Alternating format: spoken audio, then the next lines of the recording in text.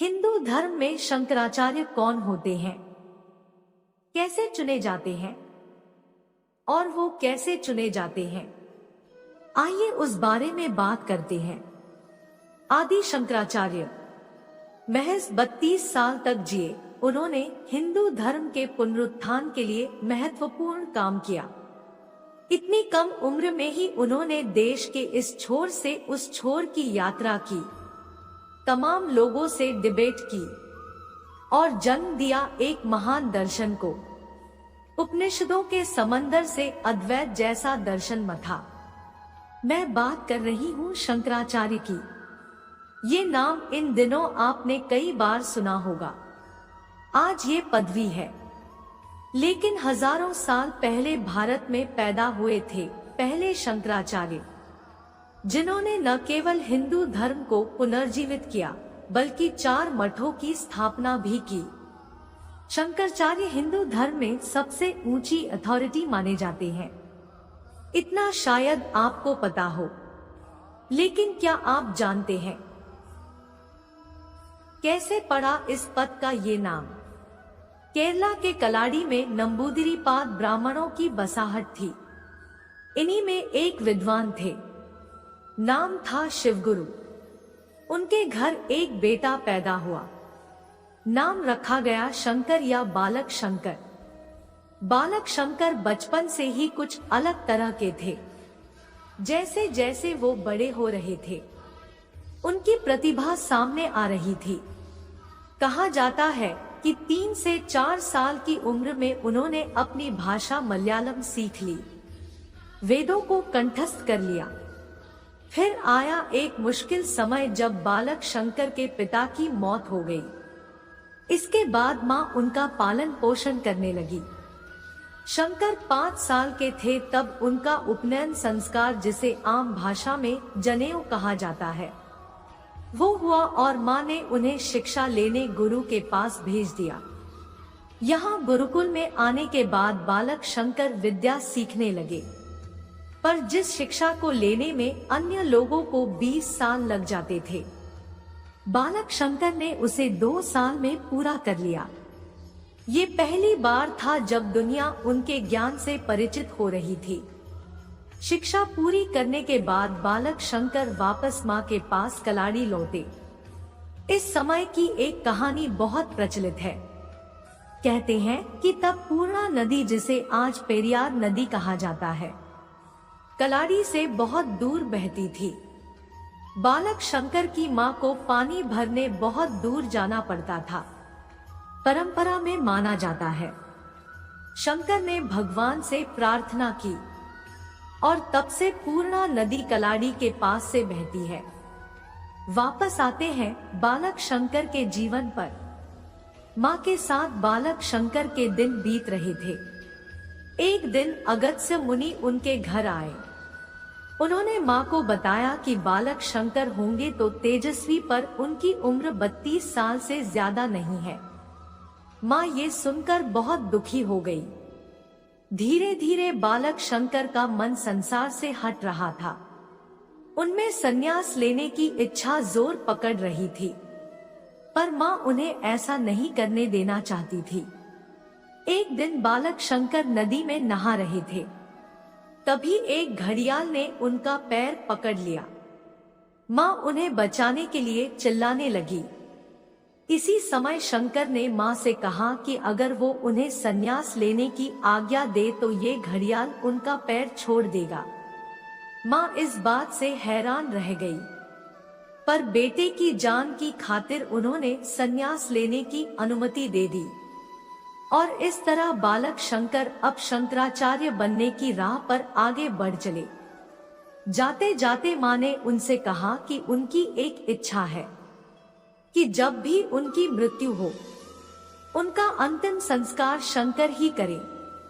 शंकर ने मां से वादा किया और निकल पड़े संन्यास के रास्ते पर।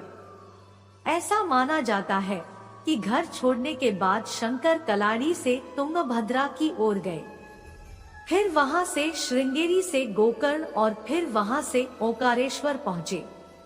यहाँ गुरु गोविंदपाद का आश्रम था, जो कि एक सिद्ध ऋषि थे। बालक शंकर उनके पास गए। उन्होंने शंकर से पूछा कि कौन हो तुम। यहाँ बालक शंकर ने जो जवाब दिया, उसकी दूसरी मिसाल कहीं नहीं मिलती। बालक शंकर कहते हैं, न मैं पृथ्वी हूं, न जल हूं, न वायु हूं, न आकाश हूं, न ही उनके गुण हूं, न इंद्रिया हूं, बल्कि जो परम तत्व है, चैतन्य है, मैं वही हूं। इस तरह के जवाब सुन महर्षि गोविंदपाद बालक शंकर से प्रभावित हो गए और उन्हें अपना शिष्य बना लिया। यही उन्हें नया नाम शंकराचार्य मिला। इसलिए यहाँ से आगे हम भी उन्हें शंकराचार्य ही कहेंगे। 12 साल की उम्र में शंकराचार्य सभी शास्त्रों को जान चुके थे, पर वो ज्ञानी है या नहीं, इसकी असली परीक्षा एक ही जगह हो सकती थी, काशी। वही काशी जिसे आज बनारस या वाराणसी कहा जाता है। शंकराचार्य इसके लिए काशी आए। यहाँ कई लोग उनसे प्रभावित होकर उनके शिष्य बन गए, पर अभी परीक्षा बाकी थी। कहानी कहती है कि एक दिन शंकराचार्य अपने शिष्यों के साथ कहीं जा रहे थे। तभी एक तथाकथित छोटी जाति का शख्स, जो कि शमशान में लाश जलाने का काम करता था, वो शंकराचार्य का रास्ता रोककर खड़ा हो गया। उसे देखते ही उनके शिष्यों ने कहा कि आचार्य से दूर हट जाओ। ये सुनकर उस शख्स ने पूछा कि जब आप कहते हैं कि परम तत्व सभी में एक है, सबके अंदर ब्रह्म तत्व है, फिर आप मुझे दूर होने को क्यों कह रहे हैं? क्या आप ब्राह्मण और मैं चांडाल हूं इसलिए? शंकराचार्य को अनुभव हुआ कि व्यक्ति का तर्क काटने लायक नहीं है। उन्होंने अपने शिष्यों समेत उस शख्स को प्रणाम किया। ये थी बालक शंकर के शंकराचार्य बनने की कहानी। अब आसान भाषा में आगे समझते हैं कि उन्होंने किन मठों की स्थापना की और कौन से ग्रंथ लिखे।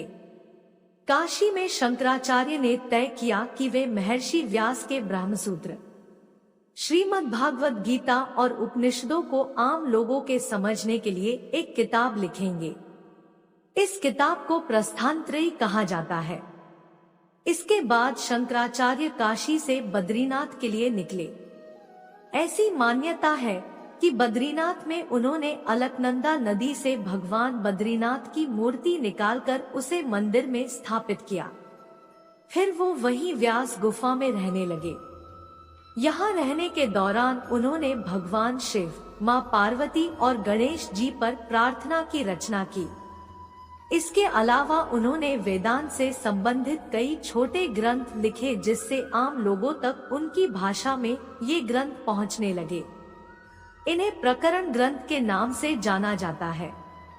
शंकराचार्य के जीवन में बहुत सी दिलचस्प घटनाएं घटी, लेकिन एक के जिक्र के बिना कहानी अधूरी रहेगी। शंकराचार्य के वक्त में एक जाने माने विद्वान हुआ करते थे। नाम था मंडन मिश्र। मंडन मिश्र महिषी में रहते थे, यानी आज के बिहार का सहरसा जिला। उनकी पत्नी उभय भारती भी एक विद्वान महिला थी। कहानियां कहती है मंडन मिश्र इस कदर विद्वान थे कि उनका तोता भी संस्कृत के श्लोक बोलता था। शंकराचार्य और मंडन मिश्र के बीच एक डिबेट का किस्सा है।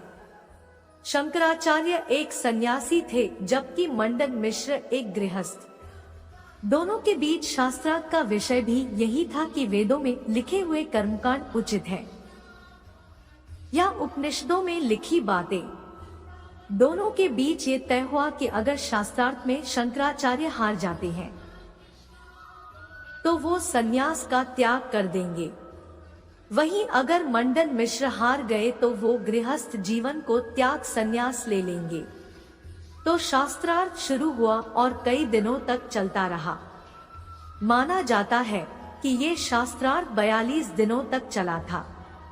अंत में मंडन मिश्र ने शंकराचार्य से अपनी हार मान ली। यानी शर्त के अनुसार उन्हें संन्यास लेना था। लेकिन इतने में मंडन मिश्र की पत्नी उभय भारती आई।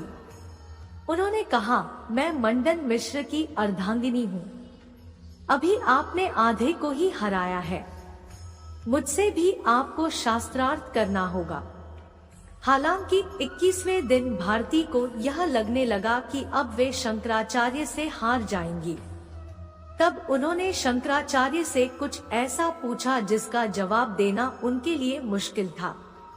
सवाल था कि काम क्या है, इसकी प्रक्रिया क्या है और इससे संतान कैसे पैदा होती है। अब शंकराचार्य ठहरे सन्यासी, इसलिए उन्हें कामशास्त्र का ज्ञान नहीं था। लिहाजा उन्होंने अपनी हार स्वीकार कर ली। शंकराचार्य ने भारती से जवाब के लिए 6 माह का समय मांगा। कहा जाता है कि इस सवाल का जवाब जानने के लिए शंकराचार्य ने 6 महीने कोशिश की। इसके बाद उन्होंने फिर भारती से शास्त्रार्थ कर उनके सवाल का जवाब दिया और उन्हें पराजित किया। अंत में मंडन मिश्र और भारती दोनों शंकराचार्य के शिष्य बन गए। हिंदू धर्म में शंकराचार्य का सबसे बड़ा योगदान ये माना जाता है कि उन्होंने 4 कोनों में 4 मठों की स्थापना की। हिंदू धर्म के मुताबिक मठ वो स्थान है जहां गुरु अपने शिष्यों को शिक्षा और ज्ञान की बातें बताते हैं। इन गुरुओं द्वारा दी गई शिक्षा आध्यात्मिक होती है। पहले आपको बताते हैं ये मठ कौन से हैं। पहला है गोवर्धन मठ, जो ओडिशा के पुरी में स्थित है। गोवर्धन मठ के सन्यासियों के नाम के बाद आरण्य संप्रदाय नाम लगाया जाता है। वर्तमान में इस मठ के शंकराचार्य है निश्चलानंद सरस्वती जी। दूसरा मठ है शारदा मठ, जो गुजरात के द्वारका धाम में स्थित है। शारदा मठ के सन्यासियों के नाम के बाद तीर्थ या आश्रम लगाया जाता है। इस मठ के शंकराचार्य है सदानंद सरस्वती। तीसरा नाम है उत्तराखंड के बद्रिकाश्रम में ज्योतिमठ। ज्योतिमठ के सन्यासियों के नाम के बाद सागर का प्रयोग किया जाता है। इस मठ के शंकराचार्य है स्वामी अविमुक्तेश्वरानंद। चौथा और आखिरी नाम है श्रृंगेरी मठ का, जो दक्षिण भारत में स्थित है। इस मठ के सन्यासियों के नाम के बाद सरस्वती या भारती का प्रयोग किया जाता है। इस मठ के शंकराचार्य है जगत गुरु भारती तीर्थ। अभी हमने आपको 4 मठों के बारे में बताया। चारों के अपने शंकराचार्य हैं, जो असल में नाम नहीं एक पदवी है। सनातन या हिंदू धर्म में शंकराचार्य का वही स्थान है जो बौद्ध धर्म में दलाई लामा और क्रिश्चियनिटी में पोप का है। शंकराचार्य हिंदू धर्म के सबसे बड़े धर्माचार्य माने जाते हैं, जो पहले शंकराचार्य थे, जिन्हें आदि गुरु शंकराचार्य के नाम से जाने जाते हैं। उन्होंने सबसे पहले 4 मठों के पीठाधीश्वर नियुक्त किए थे। इसके बाद वो केदारनाथ चले गए। 32 साल की उम्र में शंकराचार्य ने केदारनाथ के पास समाधि ले ली। हालांकि उनकी मृत्यु के बाद से उनके बनाए हुए मठों में आज तक शंकराचार्य की परंपरा जारी है। आइए अब जानते हैं कि कैसे चुने जाते हैं शंकराचार्य। शंकराचार्य बनने के लिए सन्यासी होना जरूरी है। सन्यासी बनने के लिए गृहस्थ जीवन का त्याग, मुंडन, अपना पिंडदान और रुद्राक्ष धारण करना बेहद जरूरी माना जाता है। इसके अलावा माना जाता है कि शंकराचार्य के पद पर बैठे वाला व्यक्ति तन मन से पवित्र हो। उसके लिए जरूरी हो कि वो 4 वेद और 6 वेदांगों का ज्ञाता होना चाहिए। शंकराचार्य पदवी के लिए चुने जाने वाले व्यक्ति को शंकराचार्यों के प्रमुख हो आचार्य महामंडलेश्वरों, प्रतिष्ठित संतों की सभा की सहमति और काशी विद्वत परिषद की मुहर लेनी जरूरी होती है। उसके बाद शंकराचार्य की पदवी मिलती है। शंकराचार्य करते क्या है?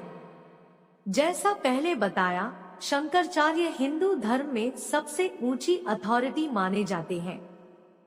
धर्म से जुड़े किसी विषय में शंका या विवाद होने की स्थिति में शंकराचार्य की बात आखिरी मानी जाती है। इसके अलावा अपने मठों के अंदर आने वाले सभी धार्मिक संस्थान भी शंकराचार्य की देखरेख में ऑपरेट करते हैं। अंत में ट्रिविया के लिए एक बात और बताते हुए चलते हैं। शंकराचार्य ये नाम भारत के एक लैंडमार्क केस से भी जुड़ा है। बात है 1973 की। जगह थी भारत का केरला राज्य। राज्य में कम्युनिस्ट पार्टी की सरकार थी। अच्युत मेनन मुख्यमंत्री थे। मेनन की कम्युनिस्ट सरकार 1969 में एक भूमि सुधार माने लैंड रिफॉर्म बिल लाई थी। इस बिल की वजह से केरल के एक मठ पर असर पड़ सकता था। नाम था एडनीर मठ, जिसे एडानेरू मठ भी कहा जाता है। फिर इस मठ के शंकराचार्य ने एक लंबी कानूनी लड़ाई लड़ी।